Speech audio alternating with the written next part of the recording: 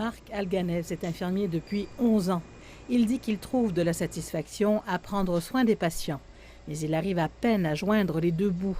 Après son quart de 12 heures, il accède à son deuxième emploi dans une clinique de soins de la peau. Je devrais dormir durant mon congé de l'hôpital, mais je travaille ici pour mon deuxième emploi. Je me sens un peu étourdi parce que je suis debout depuis près de 24 heures. Mais j'ai besoin de ce travail pour survivre. Marc Alganès dit qu'il ne peut plus assurer deux emplois.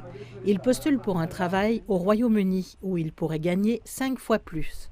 Les infirmières ont été en première ligne dans la lutte contre le coronavirus.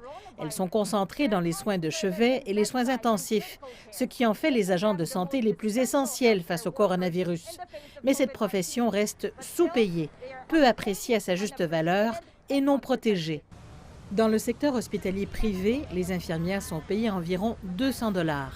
Les hôpitaux publics leur accordent un salaire mensuel autour de 500 $.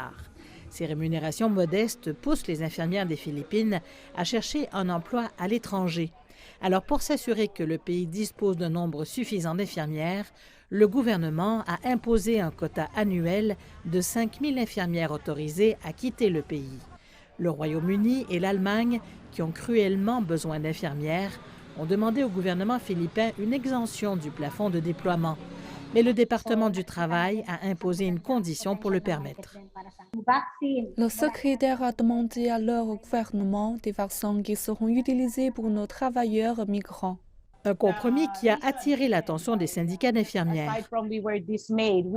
En plus d'être consternés, nous estimons que nous ne sommes pas vraiment valorisés dans ce pays. En nous traitant comme une simple marchandise, cela nuit à nos infirmières.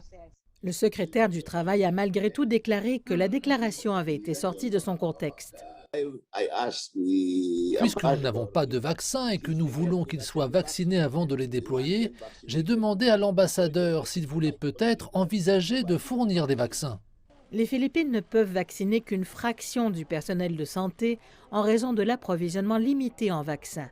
Les législateurs ont réclamé des salaires plus élevés et de meilleures conditions de travail pour les infirmières.